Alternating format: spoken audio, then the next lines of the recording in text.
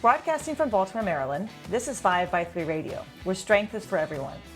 I'm your host, Emily Sokolinski, owner of 5x3 Training, a strength and conditioning gym in Baltimore, along with my co-host, Rebecca Fishburne, founder of Cornerstone Strength Maryland. Each week, Rebecca and I will discuss the ins and outs of strength training, why there is a no one-size-fits-all approach, and why strength is so important in our daily lives. Thanks for spending some time with us today. Now, on with the show. Hi, everybody, and Rebecca and I are back. Yay! After a very exciting and eventful August. Really, it was. It seems August seems so long ago, and yet we only just got back a week ago from vacation. So, yeah, where'd you guys go? We went to Eastern Europe. We did a Viking cruise. Us and all. You are so adventuresome. 65 plus patrons of this trip. I gave out my information. I thought you meant age. Diego did have a birthday, but it wasn't 65. No. 65. It was very civilized. I loved it. No one under the age of 18 was allowed on the ship. Uh-huh. So when I say it was 65 and over, I mean, we were probably 20, 30 years younger than all the people on that ship. Gotcha. It was fantastic. It was just what I wanted. And I gave out my information to a few people. And next time we go on the cruise, I'm going to bring cards because there are quite a few people I'm trying to recruit. It was interesting. I'm not going to go into too much detail, but definitely watching people who are in that age group still traveling. Right. Giving them props because there was a lot going on, but you saw the ones who definitely were more able-bodied than others. And you're just thinking to yourself, man, if I could just get you squatting and deadlifting, you could take those stairs easier. You wouldn't have an issue climbing up onto the coach to, be driven somewhere. You could walk more. It would make your traveling that much better because you could tell. I heard little snippets of conversations of people about their knees and their back and their this. And I'm thinking to myself, man, just a little bit goes a long way. A little bit goes a long way. So definitely a fun time, but also, again, awareness of like why I do what I do, why we do what we do, and why it's important for people to continue to exercise and to some extent, and especially strength train. Yeah. So very relevant, very, very relevant talking about my vacation to this podcast, right? To what we do. So before we took a break in August, there was a very serious, I should say, a death occurred at a gym in Bali. So not here in the United States, but a young trainer, 34 years old, was videoing himself squatting and lost control of the bar, lost control of himself. He lost his balance at the bottom of the squat and the bar rolled over his neck. That is a freak thing. It's a freak accident that doesn't occur. Obviously a lot, but you've heard us, maybe we've talked about the benching before, and we always give a safety talk on bench because benching does, I don't want to, sound dreary or, but it does kill people. And most of the time it's because people are not paying attention to their setup. They're benching with clips on, they're benching by themselves, they're benching too much weight, right? So Rebecca and I wanted to take this time today. I know it's not a great subject. It's an important subject. I want to say it's a happy, uplifting subject, but it's an important subject. If you're going to be training in the gym, whether at a commercial gym or by yourself, you want to think about safety. You want to think about how you're setting yourself up in the rack, especially for your bench, for your squat, not so much for your press or your deadlift, but really squat and bench. I think we want to kind of take some time to really talk about that. So it's like there's people, I mean, you hear people concerned all the time, like, like squatting a heavy bar, it's going to hurt their back or it's going to hurt their knees or whatever. So that's kind of not where we're going with this. No. Not the form related issues or the fear of tweaks. That's a different conversation. Yes. And there are different things to keep in mind to avoid injury on lifts. This is more like just the hardcore, how to not die. Yeah. We It want was just completely a freak thing. I mean, I've never gone to a gym and seen a dead body in a squat rack. I'm not But stepping over bodies at the gym, but yeah. yeah, And Diego says that at our camp, if we're doing a bench camp, he'll say, you you've got like a 0 fatality rate at all of your can't get camps. stronger if you're dead, right? You can't get stronger if you're dead. And you want to avoid that. So we don't ever give I don't ever give a safety talk on squatting. I give a safety talk on bench. You give a safety talk on bench. Yeah, and I do the safety talk on bench too. And like part of that, like you were alluding to in the beginning, is like, I guess part of the safety talk that Diego always would give was like 11 people every year on average die benching, because like you said, they're doing it at home in their basement without proper safety precautions. Right. Like, gross new thing in this age of social media is that a lot of times these things get caught on video because people are trying to put together what they think is going to be like an impressive or influential video up on their Instagram page, and it just ends up being tragic. Yes. So yeah, and that's what we're talking about today. That's what exactly. And the reason I don't give a safety talk on when we do the squat is when a novice lifter comes in, they come into our gym. We have the rogue racks, and everyone squats. We have squat stands, and we have squat racks, and we have power racks. No one squats necessarily inside the power rack, and the squat racks are, the ones you normally see like in someone's basement. They don't have a top to them. There's no pull-up bar. They're the ones that can fit in a good basement, a good sized basement. So everyone squats outside of the rack per se. And we have safety arms. Well, I don't want to take a new lifter and point out the safety arms to them, right? Why you don't need to give them more stuff to worry about, more stuff to think about. Like, oh, I wasn't concerned about that, but now that you pointed it out, right. And also, I don't want them looking at those safety arms and all of a sudden they're going to be afraid, because they're already afraid of squatting, right? Most people are afraid they're not going to come out of the squat. They're going to sit down, and what happens? The last thing I want someone to do is get under a bar and know that they can dump that bar on that rack right away. Dumping a bar on a first day or second day of your program, not a good idea. Not good from a coach's perspective, because that looks like you don't know what the hell you're talking about. You're putting too much weight on somebody right away. So I don't talk about failing a squat ever until that person has had there's enough time in the gym, enough time training, more weights on the bar, then the safety arms talk comes up. Yeah.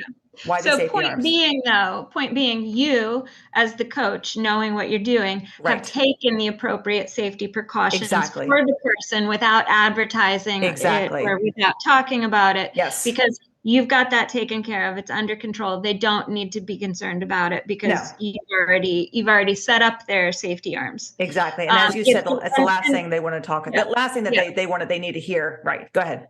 Right. And sometimes you will, sometimes you will get I will get like a new person who does verbalize that question. What if I can't come out of the bottom of the squat? Right. Oh, don't worry about it. We've got safety arms, and I just leave it at that. Exactly. Don't worry about it. They're safe, but you'll be fine. We're starting at an appropriate place. And, if it's somebody that you're concerned about not being able to come out of the bottom of the squat, you're probably starting with body weight anyway. Maybe a dumbbell. Or a box, or they got a box underneath of them, like a little plyo box, and they're sitting on that. And I say, worst case scenario, you sit down. Don't worry about it. Yeah. And the safety arms, they see them, and what I use them for is to tell them, look, that's your space. I need you to not come out of the little space that you've created with the safety arms. Stay in your box, right? Stay inside, because people like to come out of the rack and they take 25 steps back away from the rack. So it gives them an idea of you stay within your safety box. Your safety box, your frame, right? This frames your space. And they go, oh, okay. So the safety talk really is set for the bench. So let's do this.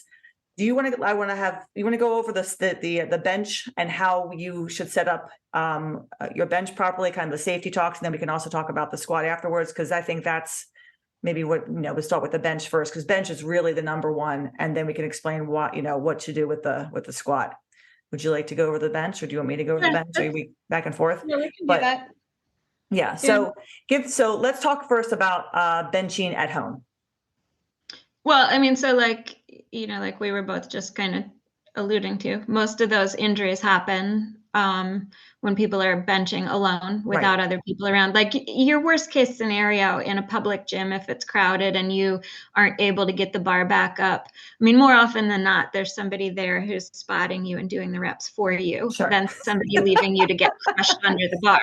Someone's doing their upright rows along with your supersetting upright rows.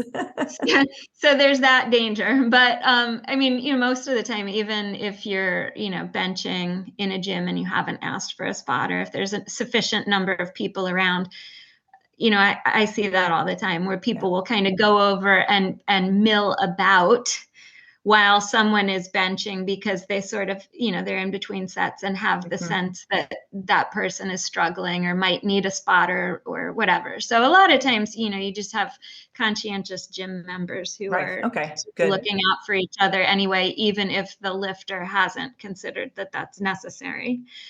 Can't rely on that though, because sometimes you're benching in an empty gym, sometimes you're benching at home. And so I guess, when we work with people, you're teaching them, that you're coaching them. So you've got your first line of defense, which is your spotter. Right. And of course, in starting strength, there's the big emphasis on that spotter being someone who's educated about what their job is, that they aren't supposed to be sealing your rep or doing upright rows. That's kind of another conversation, but having a spotter available is one safety precaution. If you are in the empty gym or benching in your basement, you don't have that. You want to make sure you've got your safety arms, or that you're benching inside your rack, so you've got the pin and pull. And when you're setting those up, you want them set in a place like when you get your shoulders squeezed back and down, your chest squeezed up to the bar, like your upper body, your torso is kind of inflated in a way. And so when you tap down to your touch point, the bar should be able to come to that touch point without any interference from those safety arms. Right. When you deflate that, if you compress your chest and let your arch sink into the bench, then ideally the bar would be able to rest on the safety arms. So you want them set at a height where it's not going to interfere with a regular bench, but be in just the right spot so that when you deflate, the arms can catch the bar. Depending on what kind of rack you're working with, that might be an idealized situation. You might not be able to achieve that. Like the rogue racks towards the bottom of the rack have the really closely spaced holes. A lot of the other types of racks, I mean, you got all rogue racks in your gym. I got a Titan rack in my basement. So there's a pretty significant jump between where those holes are. And sometimes people will sort of struggle with, how to set those up so that they can achieve that fine line of safety arms not interfering. But sometimes, like you can maybe put a towel or something like that on the safety arm to have it, like, to add a little more height to it. That's smart. To get it to a better, especially if you don't have a rack where you can really dial in exactly where to set those safeties up, because as Rebecca said, you want to make sure that the bar is landing on the rack itself and not on you. You should be able to roll it either definitely over your chest, over your face, right? I'll tell people usually to kind of roll it back because it's easier to roll it over your head than kind of rolling down your belly or stomach, especially if you're and if you think about it too, like as you're laying on the bench, the distance between a comfortable space in the neck area and where the safety arms would be versus where somebody's belly or chest or whatever is going to be. Because I've seen it, and I've been there too, where I have the spotter arms just one hole too low.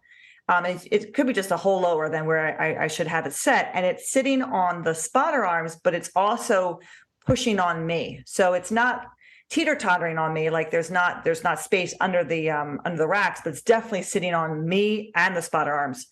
Not ideal, better than teeter-tottering on you, right? I mean, because that's also what I've seen, where like the spotter arms are so low that the bar is literally kind of balanced on your chest. Not a good idea. You don't want that. But as Rebecca said, you want to make sure that when you're set up, really set up and nice and tight in that arch, you have a good, inch or so between the bar and that spotter arm.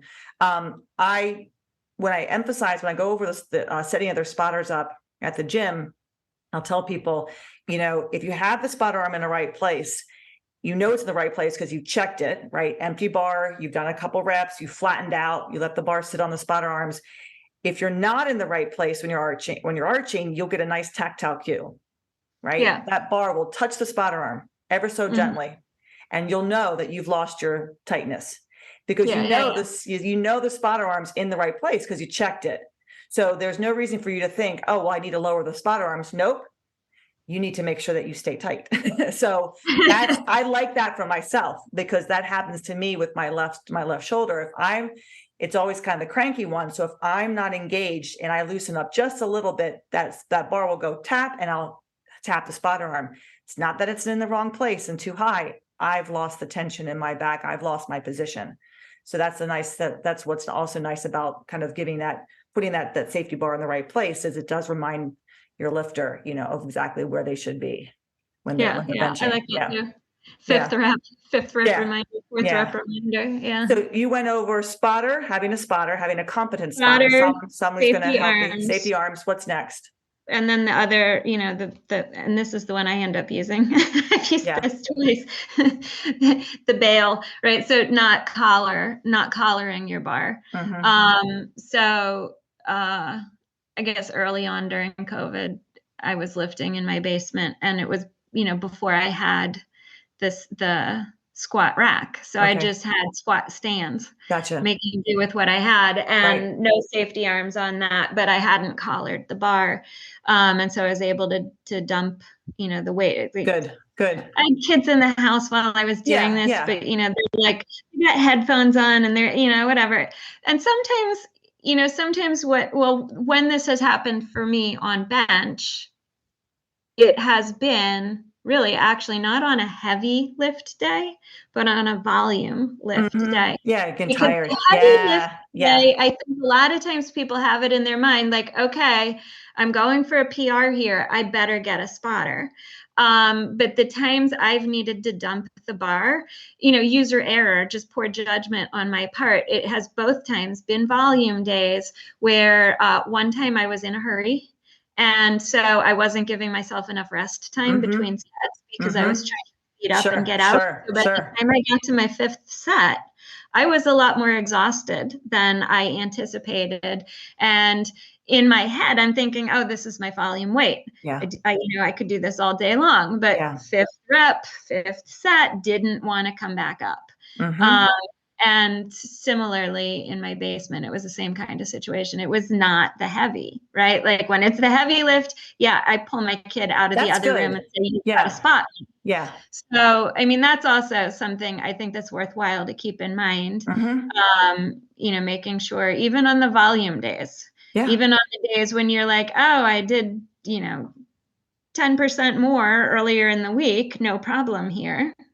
Sometimes it can. That's a good point. That's a very good point, because I think you're right. Most people will think that they need that spotter. They may need to make sure that their spotter arms are set up on their heavy days, right? But it really is the days where they're doing a lot more work and they're getting tired and they're probably rushing through their sets, let's say, because they're like, oh, it's volume. I don't need to rest as long. And they fatigue. Their triceps give out, right? Something gives out. Something starts to give out. They start to get tired and they start missing. They'll miss a rep.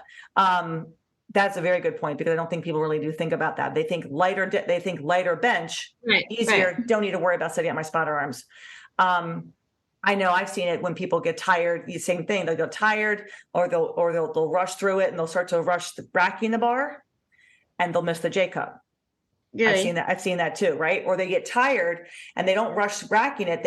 What happens is they're so tired, they're trying to lock it out, and they lock it out. And as they're locking it out, they kind of move it underneath the J cup. So because they're twisting. And I've seen all of a sudden the bar hits the J cup and it's not going to go anywhere. And they're tired and they can't, and the bar comes down. So and that's volume. Something along those lines, like what you're talking about with missing the J cup, which doesn't necessarily fit in with what we usually think about as part of the safety talk. Mhm. But I think it's worth paying attention on your Yes. empty bar set to where on the J cup your bar is hitting. Because ideally, when you re-rack the bar, you want the bar, whether it's, whatever your lift, to hit somewhere in the middle of that backstop on the That's J right. cup. That's right. If it's just skimming past the J, what you got to think about is that's happening while it's a light bar. Yes. When it's heavy, maybe you can't reach that. So, where the bar hits in the J cup is an important thing to think about when you're getting yourself set up, when you're figuring out where to put your safety arms. Yes. And especially if it's a different rack than you're used to using. Yes, you need to. Yeah, especially so at our gym, obviously people come in, they've gotten used to where to set up, whether they're in the bench or they have to set in up, my basement where or I've in got the it marked basement. as Right, chalk. exactly. And what happens is, as Rebecca said, talking about missing the J cup, is that I often have to change where the J cup is sitting on people on their bench, unless they've got it marked down, unless they know in their book where it goes. Sometimes people will just put it willy-nilly, and they'll put it a hole higher. And I'm watching someone bench and I'm seeing them really have to reach to get the bar out of the rack, right? And as you said, when it's light, not a big deal. The bar comes out, the bar goes back. When it gets heavier, that bar coming out of that rack is going to be hard. But more importantly, getting it back in the rack. All of a sudden, it's kind of below the J cups. That's what I see it. And I know the J cups are too high because the bar, if they're locked out, it's sitting beneath the J cup, right? You can see they're going to have to like almost tiptoe it back in, they're not going to be able to actually just kind of put it back in as easily as they think they're going to because of where they set it up. So being very mindful of, once you found where the bar needs to set, you set it. Now, different at a commercial gym, you're going to have to play around. You probably won't be able to find the best spot. Yeah. Well, and also, I mean, like one of the gyms where I work, like they've got a couple benches, right? But they're, well, actually, even the one that I go to at the beach too, there's that are not adjustable, right? So like it's a set position, and just exactly what you're describing. In order for a short person with short arms like myself to unrack the bar, I have to unset my shoulders. I have to get them all loose. Let my scapulas travel all the way around to the front so I can unrack it. And then before I do my set, I've got to try under the weight of the bar to get my shoulders back into place. And then put the thing back if it's heavy, forget about it. So if that's your situation, you've probably asked for a spotter already because you can't unrack it when it's heavy. Right. But in an ideal world, you would get a flat bench and pull that into the squat rack. Yes. So if you have that, so if you're not benching at home, we'll switch over to the commercial gym, because at home you can really set up exactly what you need, right?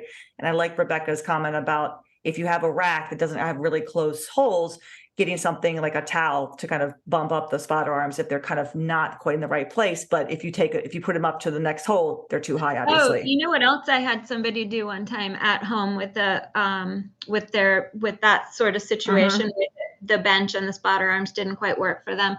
Basically, they got like a couple of boards under their bench. So they raised the bench a little bit to adjust. That's nice.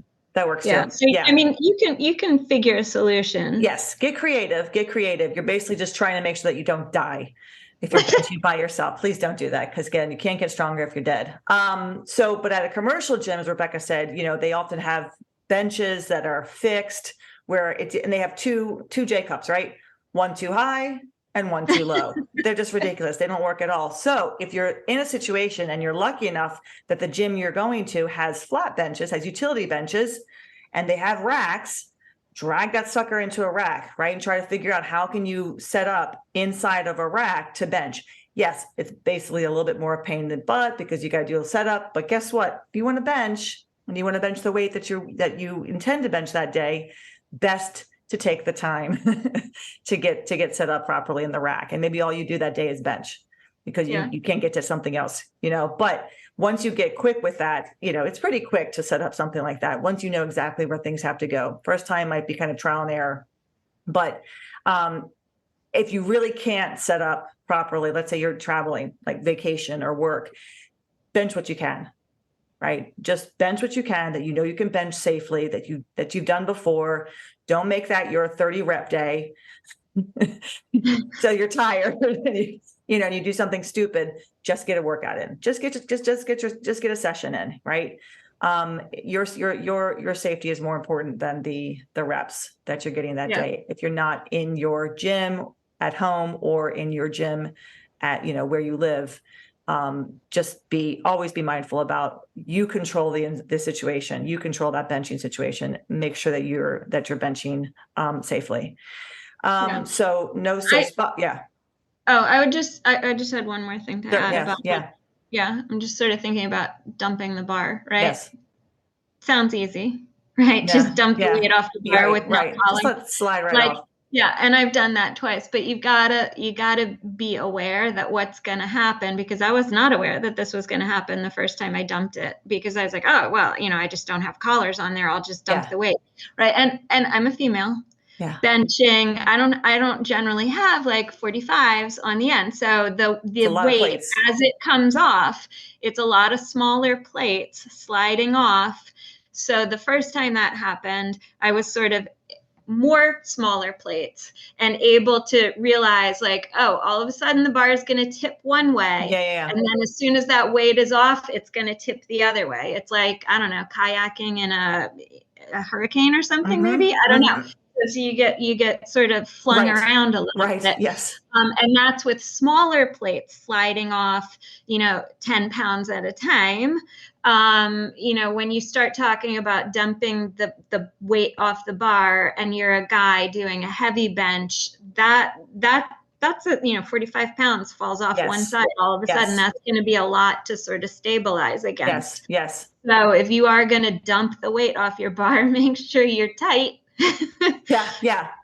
Don't also you feel that when you feel yourself having to dump the bar. Yeah. Don't just flip out and start to shake it off. It won't work. And be mindful of who's around you. So, just, be careful, there might be somebody walking by you. So you don't want to dump the weight on somebody, but there's really not much you can do about how freaked out they're going to be by the sound. Yes. I tell people all the time in the gym, make the noise. I don't care about noise. I care about you. If I turn around and I see plates falling, as long as they're not falling on you or somebody else, then I don't care. And one thing about weights that are sliding off the bar, bumpers don't slide easily. So if you decide you want to use bumpers when you're benching, I would recommend once you get to heavier weights, switching those bumpers out to iron plates, right? So, I mean, it's just be smart. Bumpers may look cool. Those 10-pound bumpers look like 45-pound plates. That's all cool and all that. And if you're doing your little TikTok video and you're pretending that you're benching 4 or 5, make it look like you're lifting. Yeah. Okay. And then some shit happens and all of a sudden you can't, and then you look dumb. And you could be dead. So don't use bumpers. Just don't use bumpers. Use iron. They slide a lot better. I think that's don't use bumpers, use iron. So don't collar your plates, as Rebecca was saying. That way you can easily slide them off if you need to. Get a spotter, get a competent spotter. Tell them, don't touch my bar unless I'm, screaming, grab it. And make sure that you've got safeties and test those safeties with the empty bar before you start. It takes a couple seconds. Once you get into a habit of doing it, it takes no time at all. I watch my lifters all the time. First thing they do, they sit down on the bench, they start pulling out those safeties and setting them up.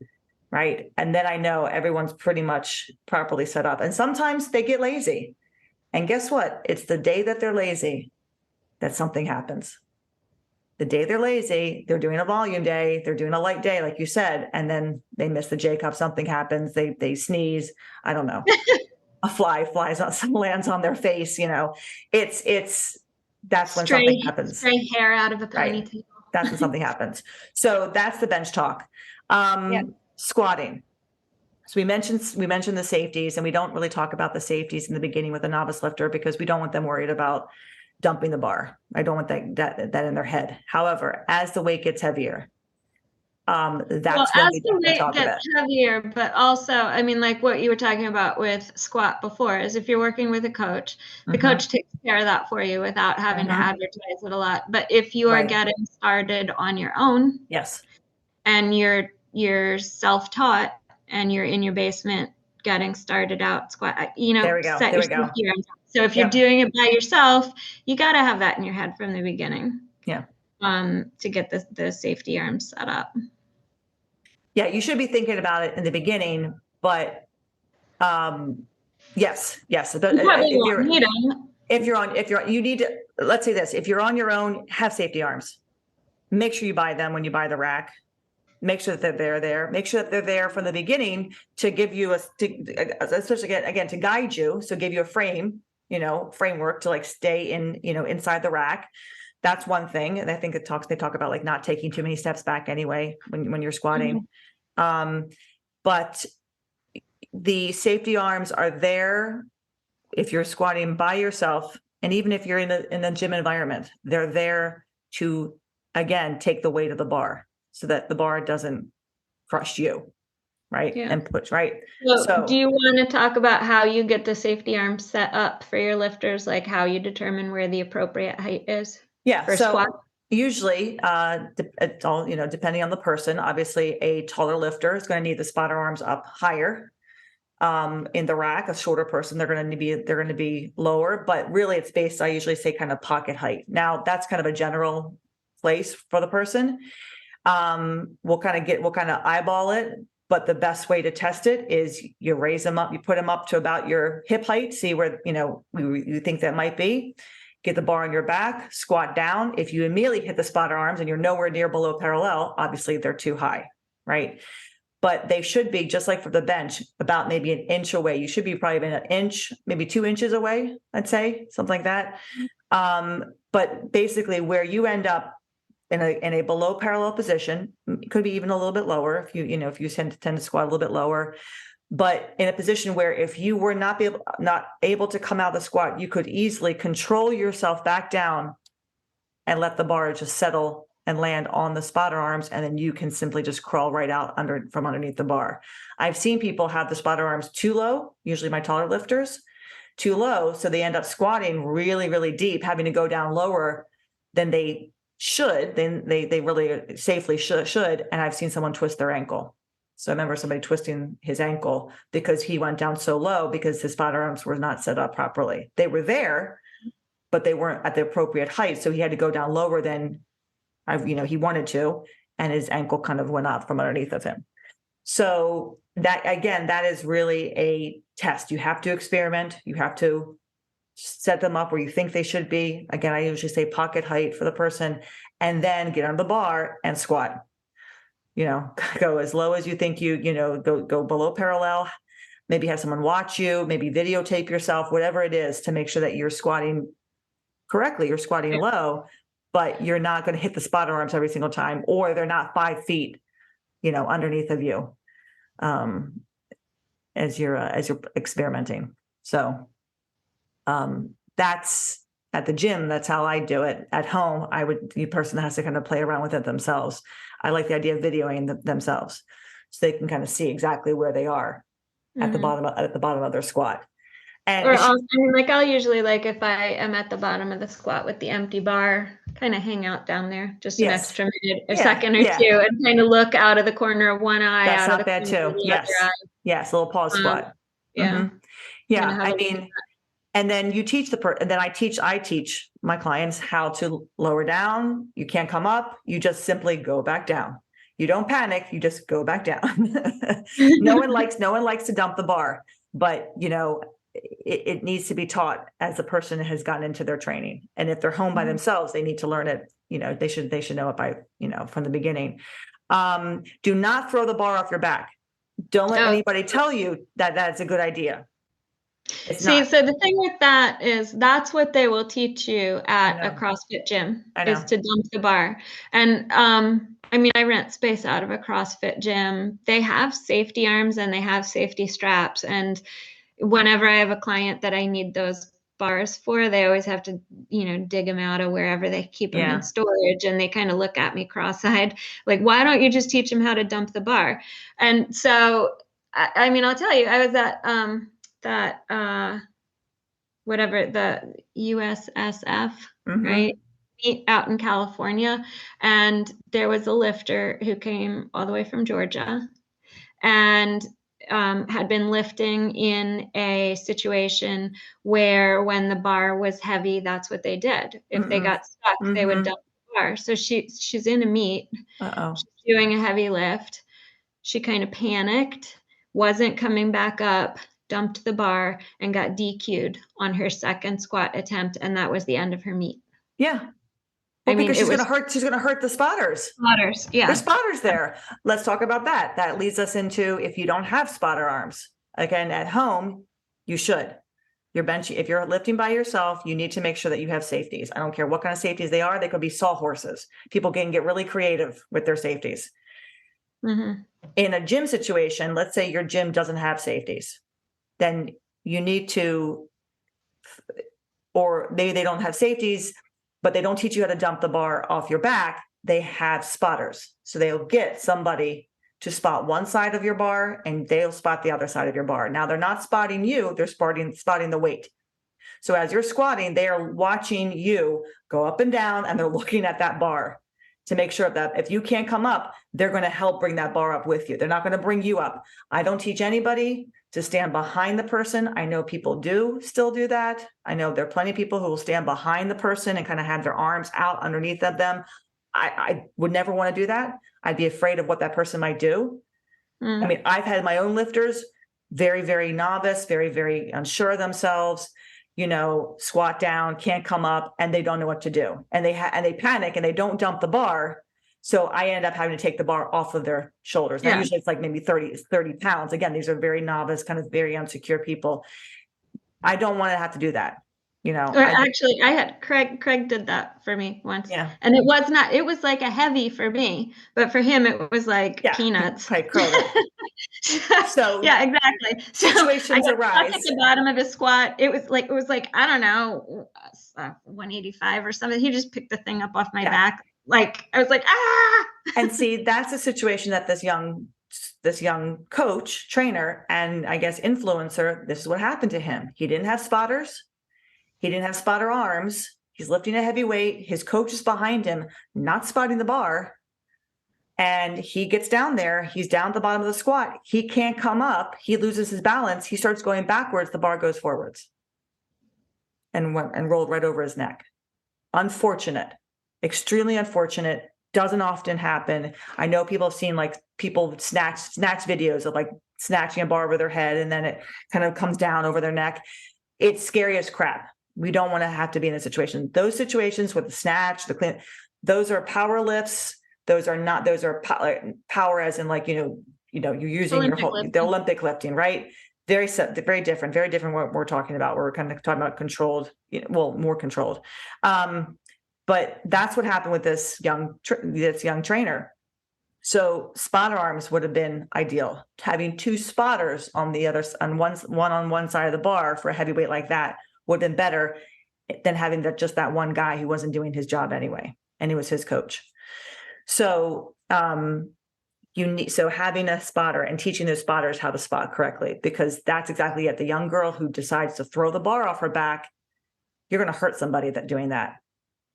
And so that is an if you're instant talking about like a safety speech, though, that's probably, if you're I not would never use that.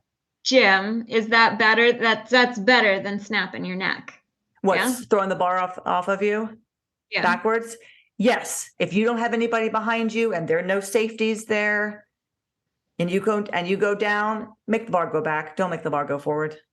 Don't get under the bar. Don't drop your head. just throw it back. Yes. It saved your life. And I watched a video, actually. I was watching a video because a lot of videos came out after that. incident.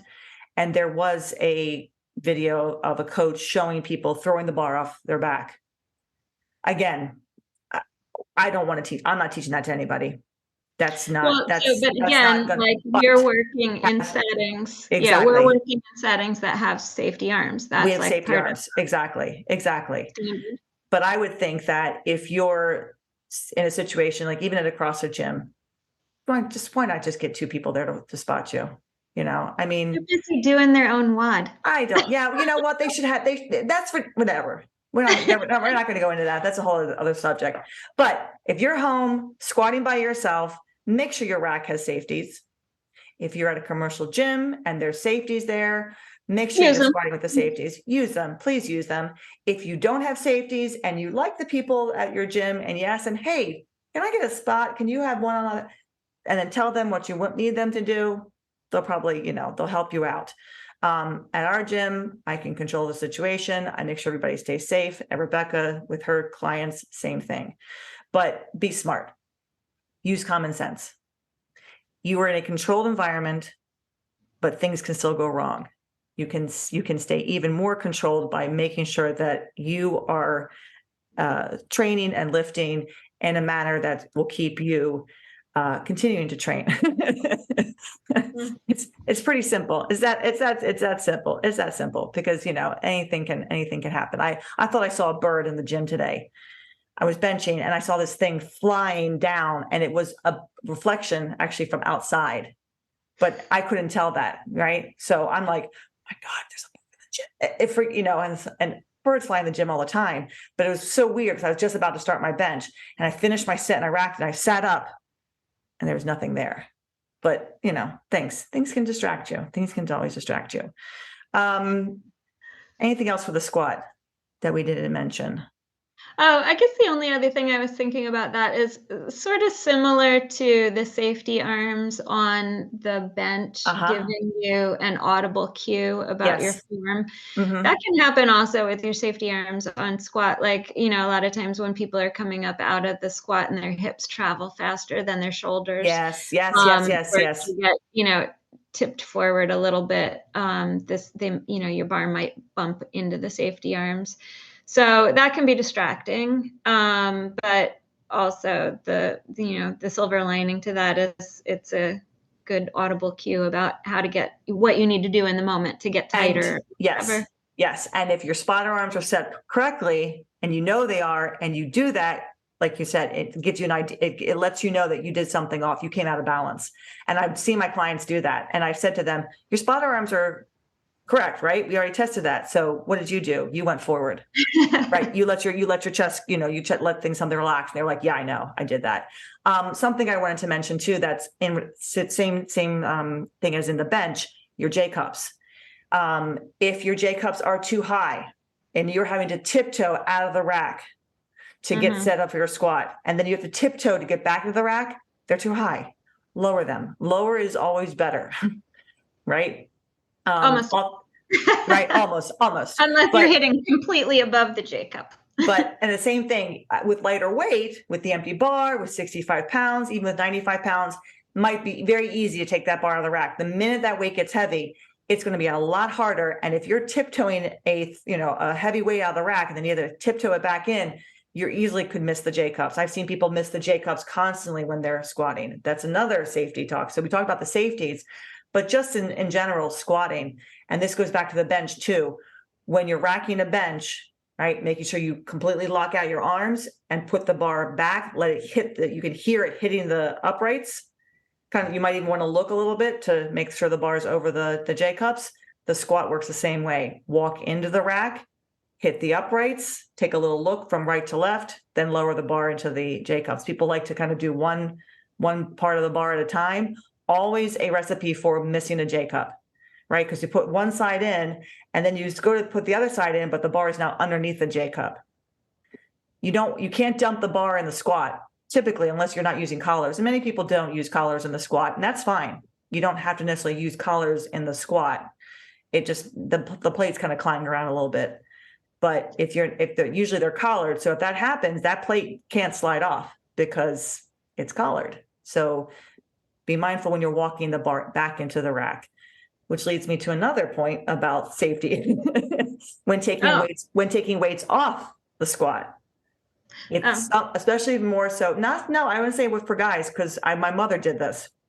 She racked her bar, she was pressing, and she had a lot of plates on it because she was using a technique bar.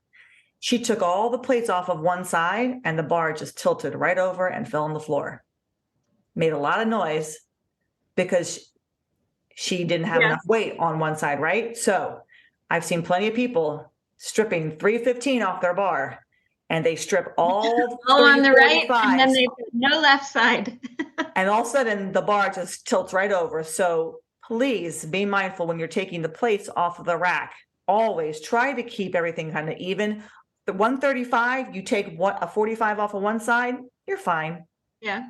220, 225. 225, yeah. You're good with 225. The minute you get up to 315, you got 345s on each side, and you decide to peel all 3 plates off of one side.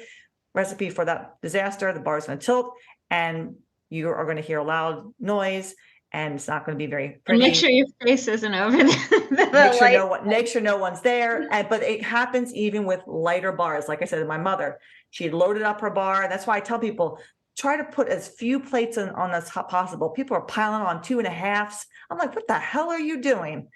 Well, I was adding this. I'm like, you got like 5 10s, 4 5s. That's like I used to do though, Emily, with the tapas bar. It's lazy loading. No, in my case, it was like I was afraid of those 45s. Yes, well. So I'd just do tapas. All small plates. I understand if you do like a 25 and 2 10s kind of thing, and you're trying to, because you got to do some drop sets. But if you're loading that bar and then you peel all those plates off, and that other side has 3 10s and 4 5s and 6 2.5s, what do you think is going to happen? So again, be smart, just common sense, which sometimes people often lack. Myself included. I have never done that. I'm sure I have. I'm sure there's times where I've made mistakes. Yes. But overall, after how many years in the weight room now, kind of, so you have to teach that. You have to teach it. It's almost not learned. Sometimes people have to learn how to, have gym plate etiquette, I'd say, in the gym. Safety etiquette. So yeah. I hope that this has helped any of you who are either lifting at home by yourself or, at a commercial gym, and you're like, man, I taking the time to get set up and this and that. Take the time, check. If you're not checking that your safeties are up, definitely do that. If people are coming around trying to collar your plates when you're benching, take those collars off. If other people are collaring their plates, that's on them. No need for you to stick your nose in it. It's not your business. But keep yourself safe. If anybody's got questions or concerns about anything that we talked about today, we're happy to address it. If you got other questions about safety, again, happy to talk about anything. So share your thoughts with us. You can always email me at emily@5by3.com. You can also contact Rebecca at cornerstonestrengthmaryland@gmail.com. So we are, again, still trying to get our friend Fred on our podcast to talk about mental health and lifting. So we're trying to organize that because he lives all the way out in Minnesota, I think. So there's a little bit of time difference since he's busy, but he's definitely game for coming on the show to talk about things. And I definitely want to get him on. So if you again have any ideas for topics, we'd love to hear from you. Always interested in to hear what people want us to talk about. And we'll be back in a couple weeks with another 5x3 radio podcast. And it will be October by then, I think, possibly. Might be. I think we're about halfway through September. Yeah, seriously. So it might be October already. All right. Thanks, everybody. Have a great week. Enjoy. And we'll be back soon. Thanks, Rebecca. Take care. Bye. Thanks for listening to 5x3 Radio with Emily and Rebecca. If you like our show and want to know more about 5x3 training, please visit us at www.5, that's F-I-V-E, the letter X, the number 3.com. You can also find us on Facebook and Instagram. To learn more about Rebecca, please visit her website, cornerstonestrengthmaryland.com. Thanks for listening and have a great week.